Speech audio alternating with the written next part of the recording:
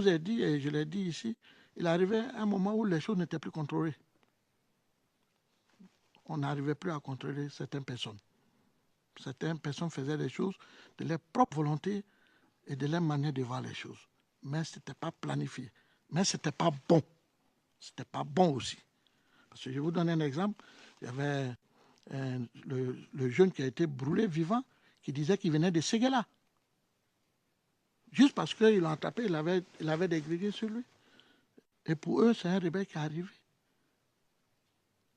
Donc, ils l'ont pris, ils l'ont brûlé vivant.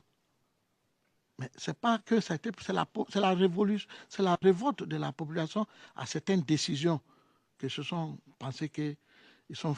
Mais pas, ça ne donne pas le droit de brûler un être humain vivant. Ça ne donne pas ce droit.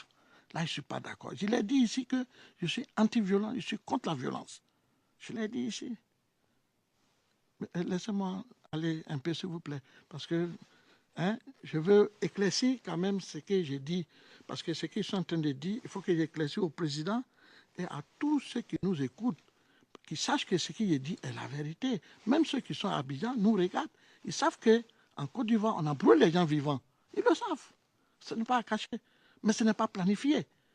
C'est ça que je voulais qu'on sait. C'est pour ça que je m'adresse directement, parce que le président ne connaît pas la Côte d'Ivoire, même vous, même plusieurs personnes ici. C'est nous qui pouvons vous apporter la vérité de ce qui s'est passé en Côte d'Ivoire. Et c'est la vérité. Les gens ont été brûlés vivants, monsieur le procureur, monsieur le président. C'est vrai. Mais c'est provoqué par certaines décisions et certaines tensions. Mais j'ai dit aussi que ça ne donne pas le droit à des gens de le faire. Et je vous donne un exemple. Moi, j'étais à Port-Louis chez moi, à la cité, lorsqu'on m'a appelé pour dire qu'on venait d'attraper un rebelle et qu'on était en train de le tabasser pour le brûler. Je n'étais pas sûr, j'étais chez moi, j'ai pris la voiture. Et puisque ça devait se faire dans la cité où j'habitais, j'ai pris la voiture, je suis allé rapidement sur le lieu, je suis allé trouver que plus de 20 personnes en train de tabasser quelqu'un. Et dès qu'ils m'ont vu, puisque je suis un leader et je suis un président, ils m'ont dit c'est un rebelle, c'est un rebelle. Je dis bon, ok, je l'ai attrapé moi-même. Je lui ai demandé, mais où viens-tu? Il dit je viens de Ferké. Mais j'ai compris qu'il ne comprenait pas ma question. Parce que je n'ai pas dit où il est né, d'où il venait. Mais lui, il a compris ça comme ça. Il me disait qu'il venait de Ferké. Et ils ont dit, voilà, quand je t'ai dit, président, c'est un rebelle. J'ai dit, non, laissez-le s'expliquer. J'ai dit, mais tu fais quoi ici? Il dit, lui, il va à Djamé. Et c'était plus grave quand il a dit ça, parce que où il était, ça n'avait rien à voir avec le chemin d'aller à Djamé. Donc tout de suite, les gens ont pris pour un espion, pour dire qu'il ne connaissait pas la ville, il est perdu. Il est perdu, il ne connaît pas la ville. Donc j'ai looté, je l'ai amené au commissariat la plus proche de la cité, qui était 33e arrondissement. Et je suis arrivé avec lui là-bas, avec 3 personnes. Et le rumeur a coulé qu'il y avait un rebelle qu'on protégeait, qu'on a envoyé là. Et la population est sortie. Ils ont voulu le prendre pour le brûler. Et c'était devenu peut-être un mode à le faire ou à faire peur aux gens. Mais lorsque je suis arrivé avec lui au commissariat, il y a un policier qui l'a reconnu, qui me dit, mais monsieur Sam, tu nous envoies un fou ici? C'est un fou. J'ai dit, comment un fou? Il dit, mais ici, il a l'abattoir. Il n'a pas il n'est pas tout normal. Et il fallait vraiment calmer la population. Il fallait demander pardon. J'ai même donné 10 000 francs aux policiers, après nous, pour qu'ils puissent prendre un taxi et aller le déposer loin, quelque part vers où il sait les choses. Et en même temps aussi, la décision a fait que c'est ce que je disais hier, quand Jacques Chirac a donné la destruction de nos avions à Yamoussoukro, tout ça, ça a révolté les Ivoiriens.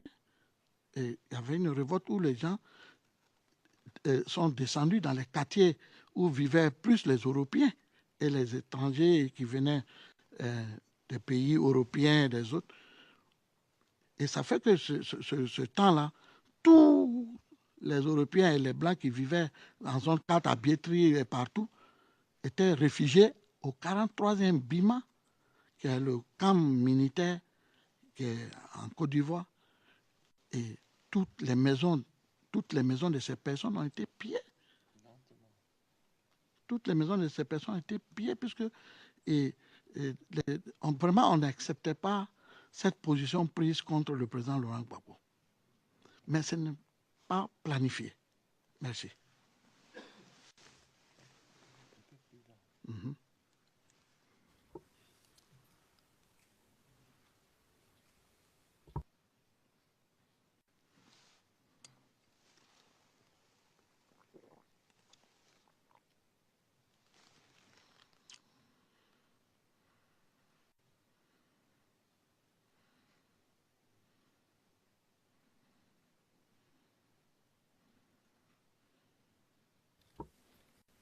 Très bien.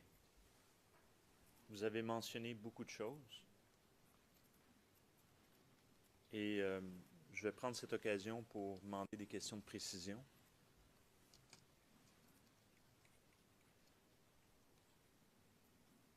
Vous avez mentionné que vous avez fait référence à des nationaux du Niger. Est-ce qu'il y avait seulement des gens du Niger qui faisaient l'objet de cette chasse, comme vous avez mentionné, ou y avait-il des gens aussi de d'autres nationalités qui étaient visés à ce moment-là? Et si oui, pourriez-vous nous indiquer de quel pays venaient-ils? Merci, monsieur le procureur. Étaient visés beaucoup de ressortissants de nos frères, de nos pays frères. Quand je dis nos pays frères, il y avait les ressortissants, surtout les ressortissants burkinabés, maliens,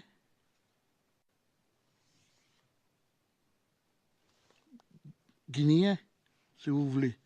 Mais presque tous les ressortissants de la CEDEAO étaient poursuivis.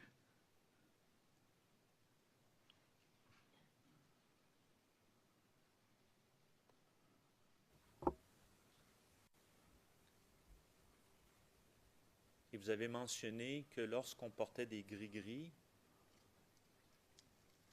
on associait ça aux rebelles. Pourquoi?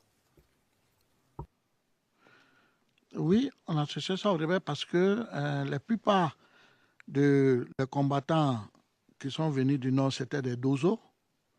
Et comme tout le monde sait que les dozos, ce sont des chasseurs traditionnels qui utilisent un genre de trucs mystiques, des fétiches, si vous voulez ça, pour que le président... Parce que le fétiche ou bien le gris-gris, vous ne savez pas ce que c'est, ce sont des choses mystiques, c'est des fétiches africains.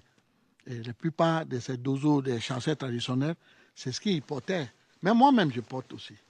Mais peut-être ici, je n'ai pas porté, mais moi-même, je porte parce que je pense que certaines personnes pensent que c'est des choses, c'est leur protection, ça les protège, c'est la tradition africaine.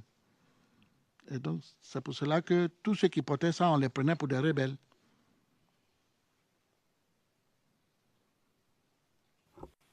Comment on porte les gris-gris ou ces fétiches? Est-ce qu'on les porte et c'est extérieur ou c'est caché? Est-ce qu'on le voit? Parce que vous avez fait référence, vous avez dit moi-même, je porte, et vous avez fait référence à vos bras. J'aimerais savoir, est-ce que c'est extérieur ou c'est caché? Monsieur le procureur, il y a plusieurs façons de porter le fétiche. Ça dépend de quelle sorte de fétiche que tu t'as fait. Il y a d'autres qui le portent ici, il y a d'autres qui portent ici, il y a d'autres qui portent au cou, il y a d'autres qui portent dans les reins, il y a d'autres qui portent sur les habits. Ça dépend du fétiche que tu es parti faire.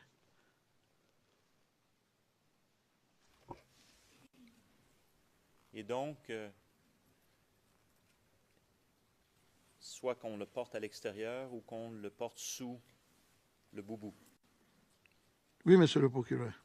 Aujourd'hui, ce que vous portez, la façon dont vous êtes habillé, c'est un boubou, c'est ça? Oui, c'est un boubou, un basin. D'accord.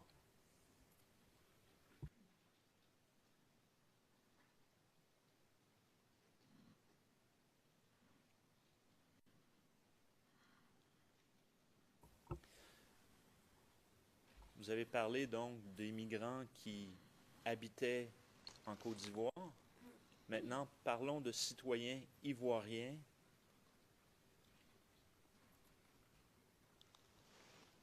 Vous voulez parler des citoyens ivoiriens du Nord?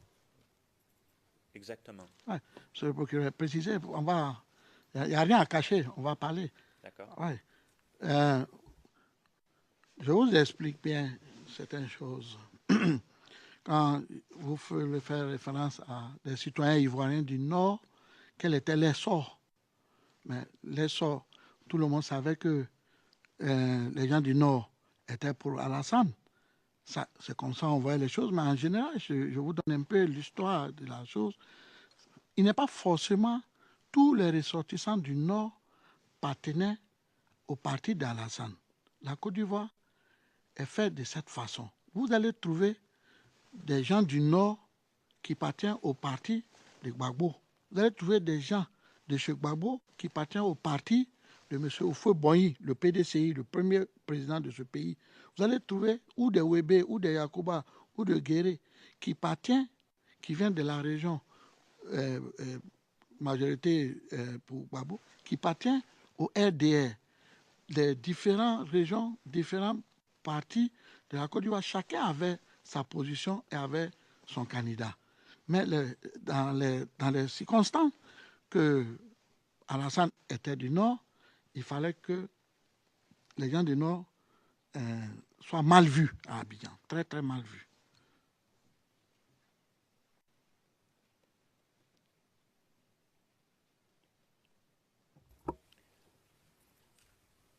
Quel était leur sort à Abidjan, s'ils étaient mal vus? Qu'est-ce que vous voulez dire par ça?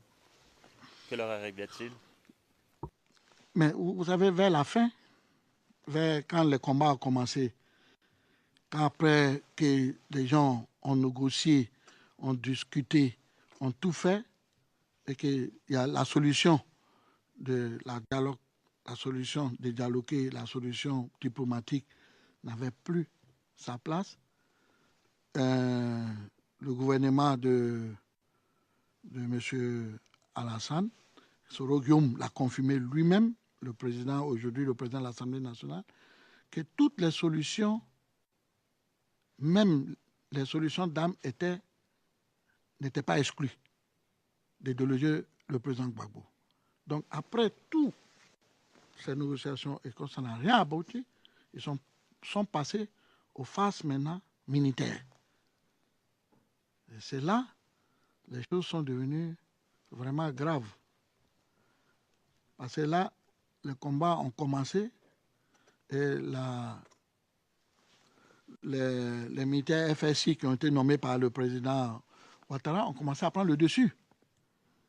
Par la complicité, il faut qu'on précise, par la complicité des tout-puissants, ce qu'on appelle la communauté internationale, qui soutenait le candidat qui était leur candidat et que c'est lui qui avait gagné et que c'est lui qu'on devait installer.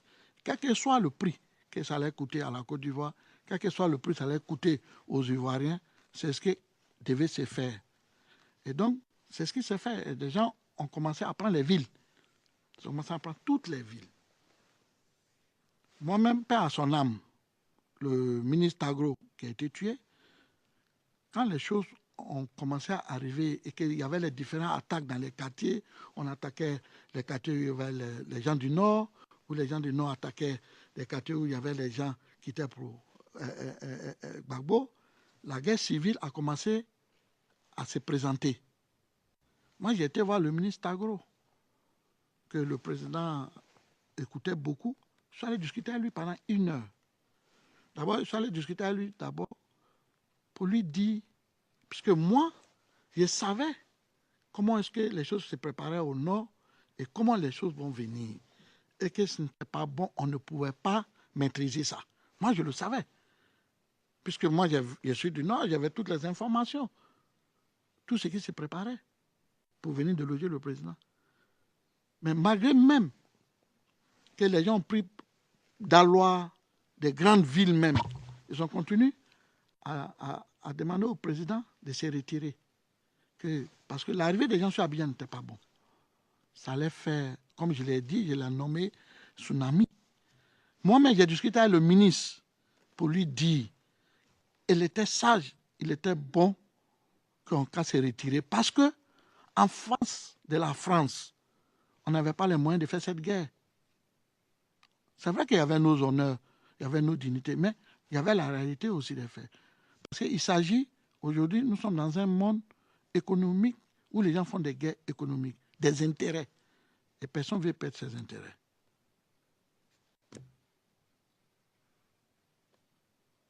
Merci, M. le procureur. J'attends.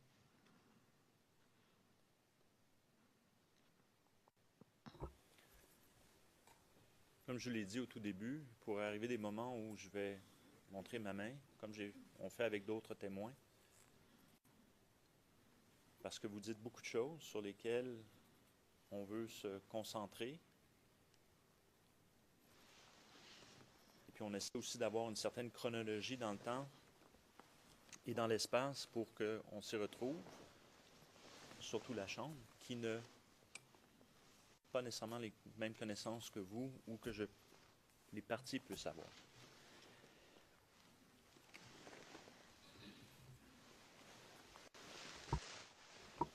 Alors ma question était la suivante, et j'y reviens. Comment étaient perçus les supporters de M. Ouattara qui venaient du Nord et qui se trouvaient à Abidjan durant la crise? Je vais vous donner un exemple. J'avais mon chargé de mission, moi-même. Il s'appelait Karamoko Zoumana. Karamoko Zoumana. Il venait de Mankono. C'est quelqu'un que moi-même j'avais mis à l'école et quand il a fini, je l'ai pris, il a travaillé avec moi. Donc il était devenu mon chargé de mission. Lui, il était à Yopougon. Il était à Sikoji de Yopougon. Lorsque les gens ont commencé à visiter les maisons de tous les gens du Nord, lui, ils sont arrivés chez lui. Ça, je vous le dis. Ils sont arrivés chez lui. Sachant, sa famille venait de partir le matin.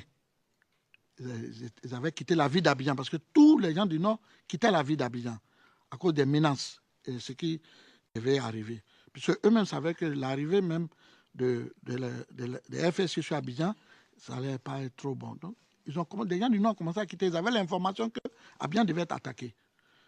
Et lui, sa chance, mon chargé de mission, il avait porté mon tricot où il y avait ma photo, il y avait mon nom. Lorsque les gens sont arrivés chez lui, ils l'ont trouvé, il avait le tricot. La première personne lui a demandé, mais tu connais ce monsieur? Parce que les gens ont reconnu. Et dans son salon, ils ont vu ma photo chez lui. Il a dit, oui, c'est mon patron, je suis son chargé de mission. Tu as eu la chance. Mais sors d'ici et pas d'ici. Pas d'ici. Sinon, après nous, s'il y a un autre groupe qui vient, ils vont t'assassiner. Il est parti et ils ont vidé toute sa maison. Et c'est comme ça que ça s'est passé. C'est un exemple que je t'ai donné et que tu peux prendre ça sur 1000 exemples.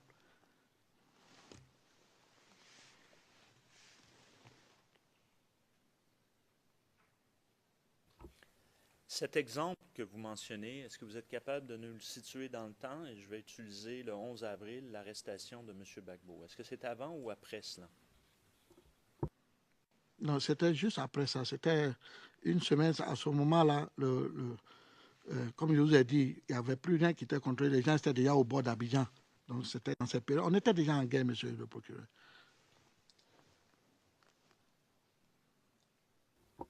Avant l'arrestation de M. Gbagbo, outre les gens qui venaient du Niger, Burkina Faso ou du Mali, avez-vous eu connaissance du traitement qu'on faisait des supporters de M. Ouattara qui venaient du Nord? Quand vous parlez de traitement, mais c'est des traitements de violence. On les frappait, où on les chassait.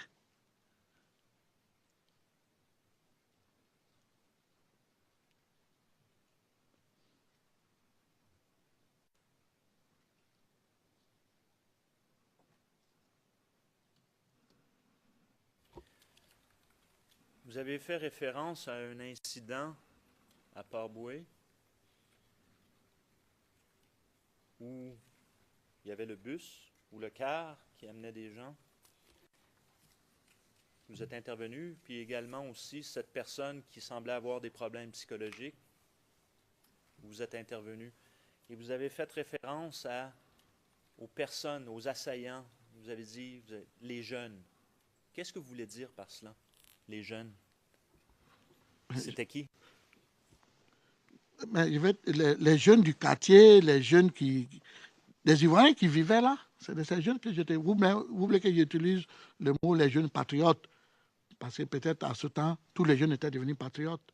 Donc si ça, c'est le mot que vous voulez que j'utilise, je peux vous dire oui, des jeunes patriotes, parce que tout le monde, on était tous des patriotes. Donc, si c'est ce mot-là, c'est bien pour que ça vous plaît ou que je vous le dise, je peux vous dire. Puis c'est toutes les jeunes, tout le monde était devenu patriote pour défendre les patries.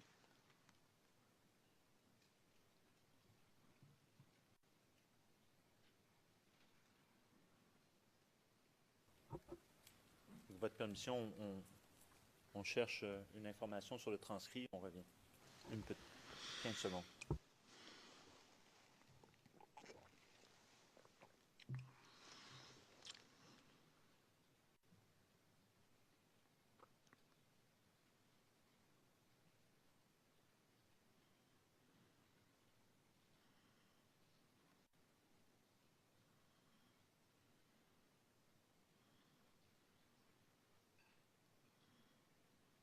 Très bien. Alors, je vais juste continuer.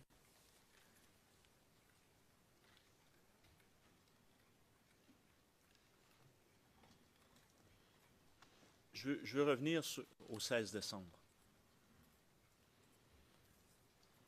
Je veux revenir sur la marche sur la RTI. Vous avez mentionné hier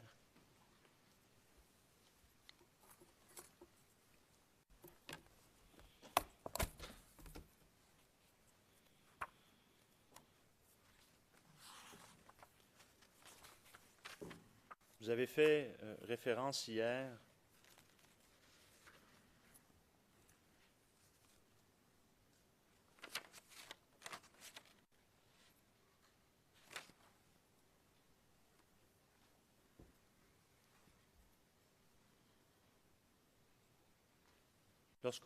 plus spécifiquement lorsqu'on parlait des Nations Unies,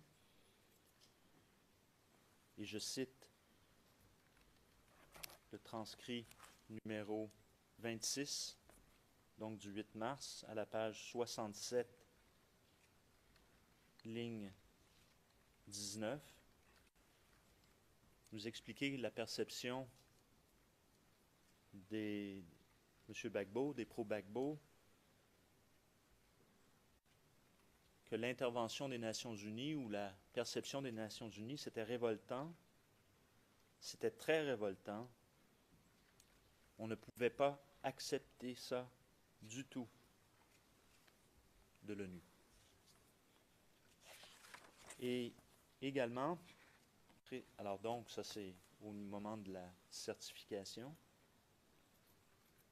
Et lorsqu'on parlait de l'investiture de M. Gbagbo, vous avez mentionné également l'investiture de M. Ouattara, n'est-ce pas?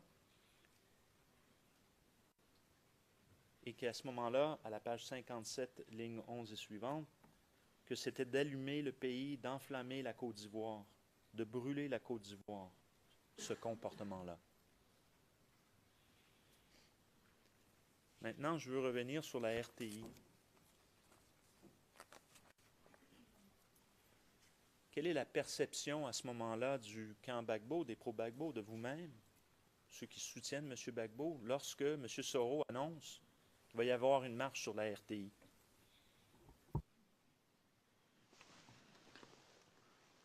Il fallait empêcher qu'il y ait la marche sur la RTI. Il fallait l'empêcher. Et les jeunes se sont mobilisés pour faire des barricades et des barrages partout, puisque les gens venaient d'un peu partout pour venir à la RTI.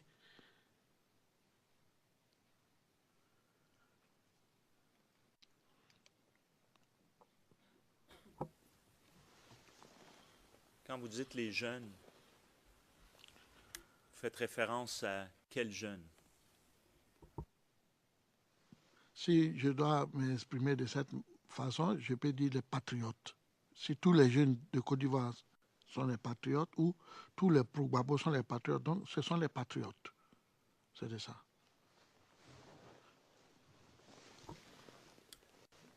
Comment faisait-il cela? Des barrages. Mais ils barraient les rues en plusieurs positions. Par exemple, s'il bat là-bas, à 10 mètres, il bat ici. À 20 mètres, il bat là, avec des tables ou des cailloux ou des pinets. Il barrait pour ne plus qu'il y ait la circulation et que la marche n'ait pas pu avoir lieu pour arriver à la RTI.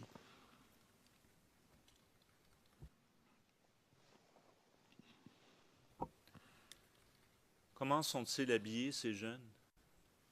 En civil. Sont-ils armés? Pour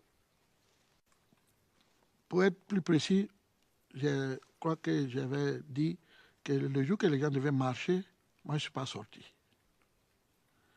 Si les gens étaient armés ou pas, mais il y avait aussi la police, il y avait aussi, je crois, la gendarmerie qui protégeait l'arrivée des marcheurs à la RTI.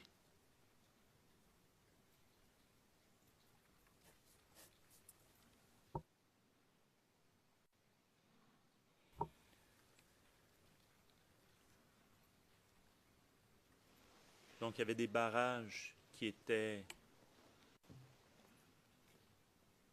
sous l'autorité de patriotes, vous dites, et il y avait également la présence de la police et de la gendarmerie. Est-ce que c'était au... Comment, je pose la question comme ça, comment, à votre connaissance, la police et la gendarmerie est-elle intervenue cette journée pour, je présume, empêcher la marche? D'abord, puisque les gens devaient venir de l'hôtel de golf, là-bas, il y avait le blocus, et puis il y avait des barrages à partir de là-bas jusqu'à Saint-Jean, Carrefour Saint-Jean. Et de l'autre côté, et pas derrière, puisque l'autorité, le FDS devait protéger la RTI, donc ils avaient encerclé la RTI, je crois, de 30 à 40 mètres autour de la RTI. C'était leur position. Et il y avait la police qui, pour chasser les jeunes marcheurs avec les gaz. Et le reste là, comme je vous le dis, hein, je vous ai donné les positions, la manière que les choses ont été faites. Mais ce qui s'est passé, moi je n'étais pas là.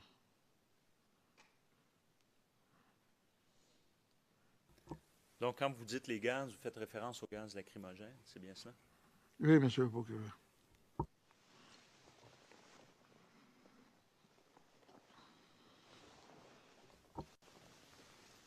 Vous avez mentionné hier, lorsqu'on a abordé le sujet de la RTI, que des gens donc devaient effectivement se déplacer du Golfe.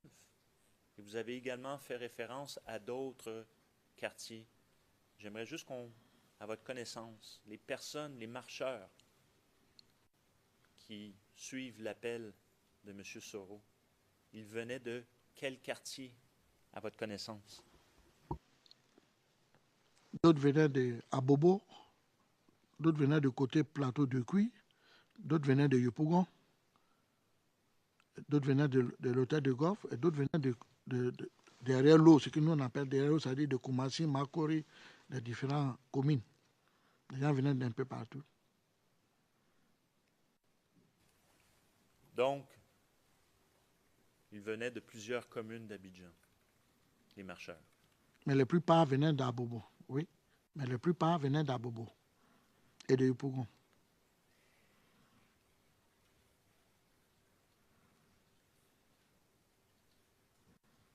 J'aimerais comprendre maintenant la question des barrages des jeunes et les positions des FDS. étaient-elles les mêmes sur la route ou est-ce que c'était différent? Expliquez-nous, à votre connaissance, ce qu'il en était. Vous voulez savoir si les jeunes patriotes étaient mixtes dans les barrages avec les forces de l'ordre? C'est ce que vous voulez savoir? Ou séparés, ou comment c'était? C'était séparé. Vous me permettez? Monsieur le procureur, vous me permettez? Ok. C'était séparé.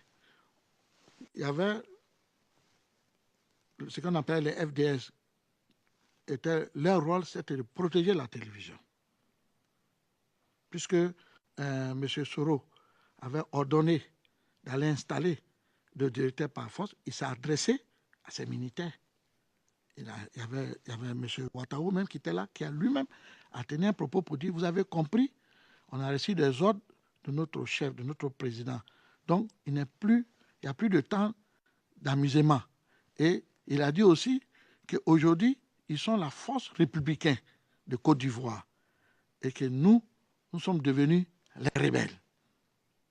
Ça, il a dit. Donc, il fallait maintenant prendre des précautions. Et c'est des précautions que les jeunes patriotes prenaient. Et les FDS aussi protégeaient la RTI pour ne pas que la RTI soit prise. Parce que c'est important dans un régime. La maison de la télévision nationale est importante dans un régime. Donc, c'est comme ça, les choses ont commencé. Et quand les jeunes venaient de côté à Bobo, du plateau de Cuit, tout ça, c'est là les gens ont commencé à tirer.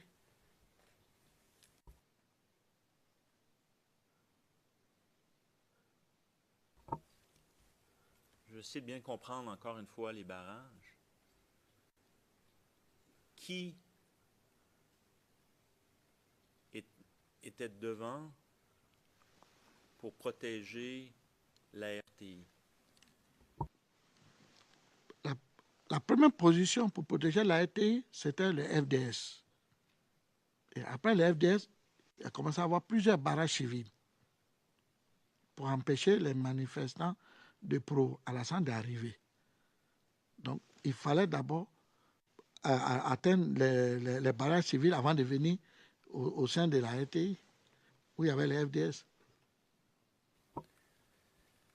Comment se sont organisés ces barrages de jeunes patriotes? Comment est-ce que, à votre connaissance, comment ça s'est organisé au juste? Vous savez qu'on était arrivé à un stade, on n'avait plus besoin de lancer des mots d'ordre. On n'avait plus besoin de lancer des mots d'ordre.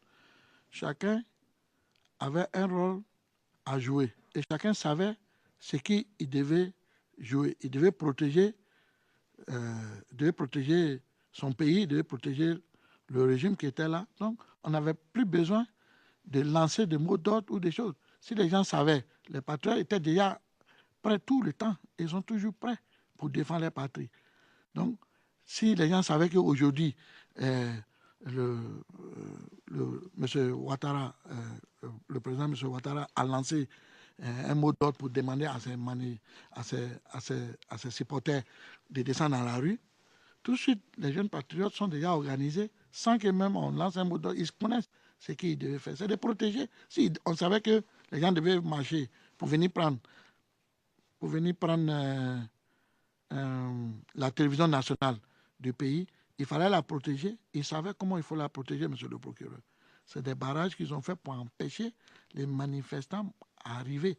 Et vous savez que les barrages comme ça, ou des barrages civils, et que les manifestants qui sont en train de venir, c'est des civils, vous savez que c'est un affrontement. C'est un affrontement qui est né, qui est créé. Et il y a eu des affrontements, il y a eu des morts. Il y a eu des morts, je ne connais pas combien. Et je ne sais pas qui a tiré, mais il y a eu des morts. Et je crois que vous avez les rapports ou même les preuves. Je vous ai dit ici, je ne suis pas venu pour cacher quelque chose. Il y a eu des morts. Mais qui a tiré ou qui est mort, je ne sais pas. Mais il y a eu des morts. Il y a eu des morts parmi les manifestants.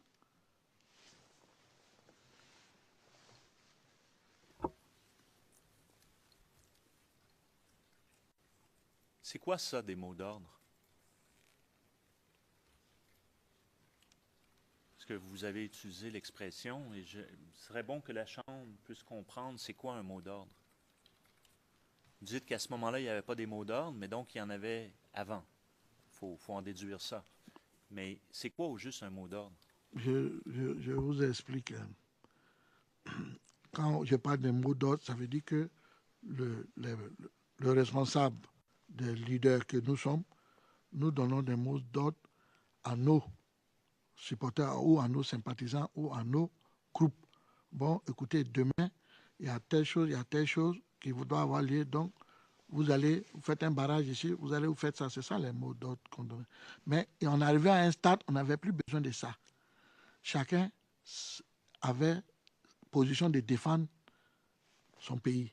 Donc, on n'avait plus besoin de dire à chacun, va faire ça. Tout le monde savait quelles sont la façon où il faut procéder pour défendre ou pour empêcher les gens de venir par la télévision.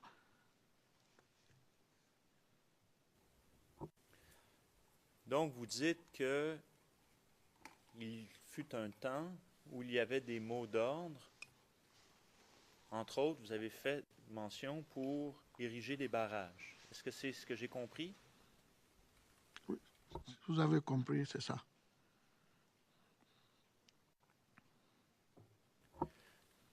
Décrivez-nous comment ça se faisait, ça, ces mots d'ordre pour ériger des barrages. Donnez-nous un exemple. Moi, je vous donne un exemple. On apprend que l'armée française veut prendre l'aéroport.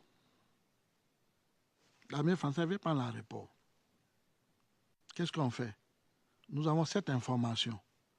Nous qui sommes les responsables ou les leaders de la commune où se trouve l'aéroport, nous lançons un mot d'ordre à toute la jeunesse et tous les patriotes de cette commune de se mobiliser et venir faire barrage à l'armée française pour ne pas prendre l'aéroport. C'est un exemple que je vous donne. Puisque vous voulez savoir qu'est-ce que c'est le mot d'ordre. C'est ça. C'est comme ça le mot d'ordre vient. Si à Cocody et que les gens veulent marcher pour venir prendre la RTI à Air Force, les leaders de la galaxie patriotique font un appel à tous les jeunes patriotes, à tous les Ivoiriens, de sortir pour faire barrage, que les gens viennent prendre la télévision nationale de Côte d'Ivoire. C'est ça les mots d'ordre.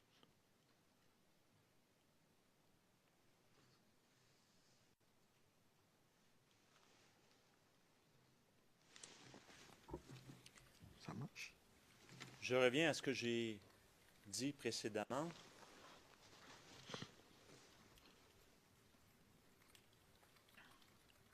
À ce moment-là, on est dans un climat où il y a, selon la perspective du camp Gbagbo, atteinte à la souveraineté de la Côte d'Ivoire.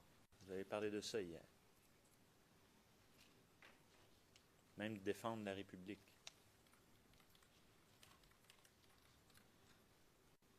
À votre connaissance, suite aux résultats des élections, y a-t-il eu des appels de la galaxie patriotique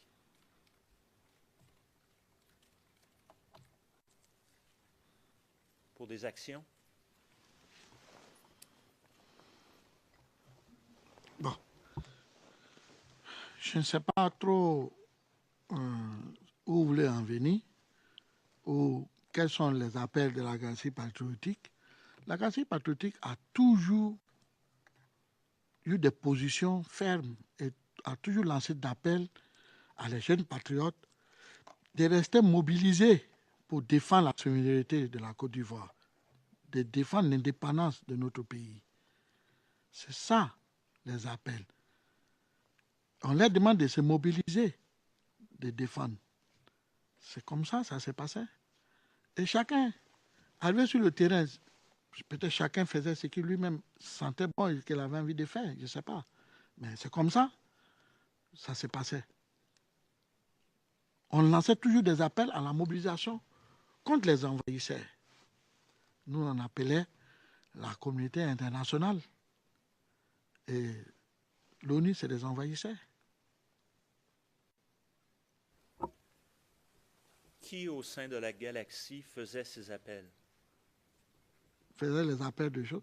Mais les responsables de la galaxie patriotique, vous voulez faire, Blé pouvait faire les appels pour demander à la mobilisation de toutes les jeunes patriotes, et chacun de nous lançait des appels à leurs saints, à leurs militants, à leurs supporters, dans les communes, dans les différents quartiers, que le président Blé a lancé un appel de mobilisation. Et les gens se mettent à se mobiliser.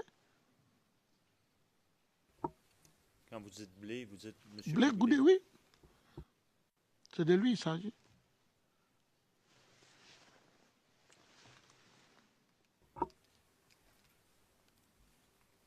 Quels moyens utilisait-il pour lancer ces appels à la mobilisation?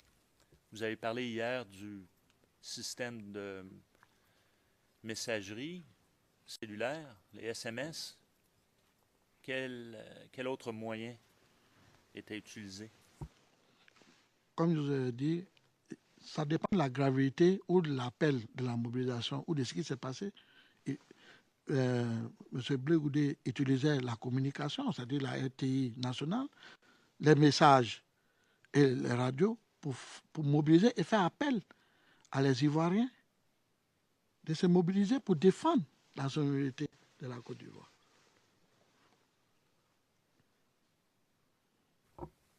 Est-ce qu'il y avait d'autres leaders qui également faisaient des appels à votre connaissance? Oui, il y avait d'autres leaders qui faisaient des appels, qui passaient à la télé, qui faisaient des appels selon des groupes.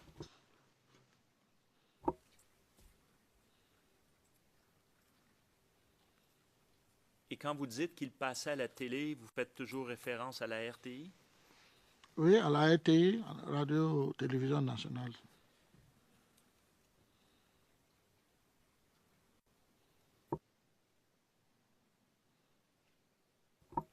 Je pense qu'il y a certainement une chose que la Chambre aimerait comprendre. Comment était-ce possible pour les leaders de la jeunesse patriotique de pouvoir passer à la RTI?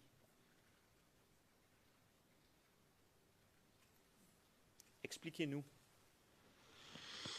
Mais la RTI, c'est la télévision nationale de la Côte d'Ivoire. Et si un leader de la galaxie patriotique a un message où il y a un problème et qu'on doit lancer le message, mais ils vont à la RTI. Le directeur de la RTI leur permet de passer des informations. C'est comme ça que ça s'est passé. Et est-ce que si on est un représentant de M. Ouattara, est-ce qu'on peut juste aller à la RTI et passer un message aussi? Est-ce que c'est possible? Non, ce n'est pas possible. Et puis ça dépend. On était déjà en guerre. Hein. Dans cette période-là, tu vas venir passer quel message? Ce n'est pas possible. Pourquoi ce n'est pas possible de passer un message de mobilisation? C'est la télé nationale. Elle appartient à tous. Merci, monsieur le procureur, de l'avoir dit. Mais je vais vous dire une chose. Aujourd'hui, la Côte d'Ivoire est gérée par M. Alassane Ouattara. Moi, en plusieurs reprises, aujourd'hui, je vous parle, j'ai invité la télévision à venir assister à des conférences de presse et à des meetings. Ils sont arrivés, ils ont filmé, mais ça n'a jamais passé. Pourquoi? Donc, c'est pour te dire, je ne sais pas. Pourquoi ils ne m'ont jamais passé?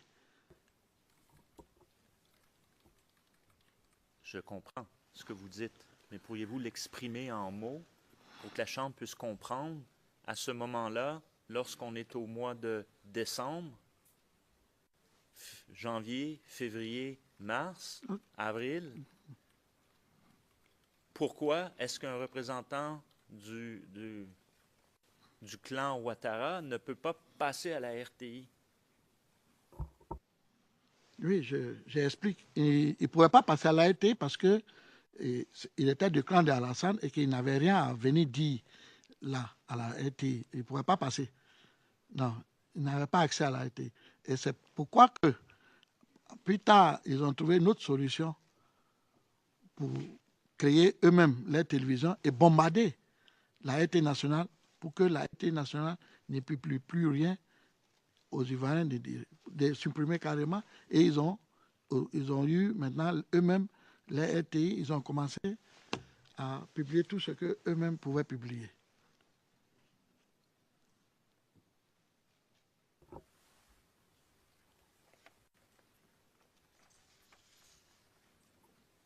Vous utilisez le terme bombarder. Vous l'avez utilisé hier. C'est d'ailleurs une question sur laquelle je voulais revenir. Et qu'est-ce que vous voulez dire par bombarder? Lancer des bombes ou bombarder, ça veut dire quoi?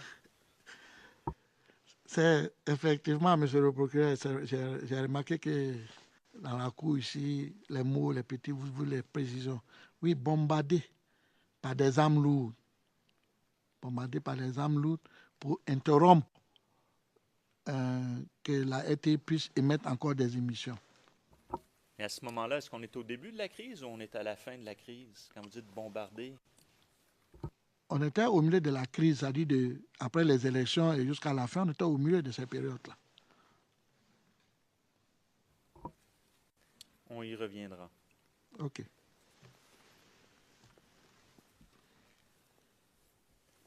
À votre connaissance, est-ce qu'il y a eu des appels qui ont été faits sur la RTI avant cette marche sur la RTI par la jeunesse patriotique? À la RTI, avant la marche, pour annoncer que les gens devaient marcher, qu'on devait être mobilisés. Si j'ai un bon mémoire, je pense oui. Est-ce que vous vous rappelez qui, effectivement, a lancé un appel? Je sais qu'il y a eu des appels, mais sincèrement, je ne me rappelle pas de la personne. Il y a des documents, mais je ne me rappelle pas. Sinon, je sais très bien qu'il y a eu des appels, je crois bien.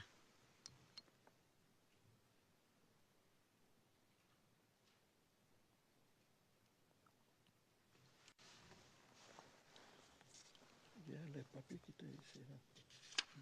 Les feuilles qui étaient ici. C'est ça.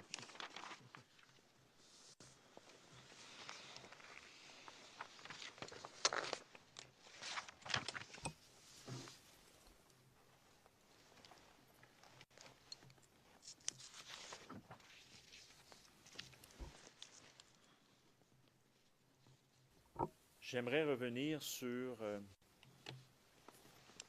cette rencontre à laquelle on a fait référence hier. Vous avez fait référence hier. La rencontre à l'hôtel de ville, à Cocody, avant la marche. Vous avez dit que c'est une rencontre des leaders. Vous avez dit que vous ne saviez pas combien de temps avant. Vous rappelez-vous qui était présent à cette rencontre? Parmi les leaders de la galaxie, dont on sait qu'il y a beaucoup d'organisations. Hein? N'est-ce pas?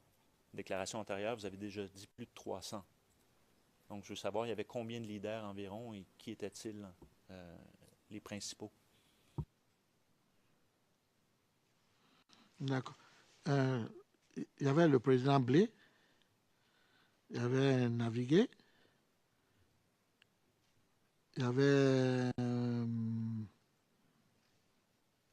Mia Augustin, le secrétaire général de FECI, et puis il y avait les différentes personnes.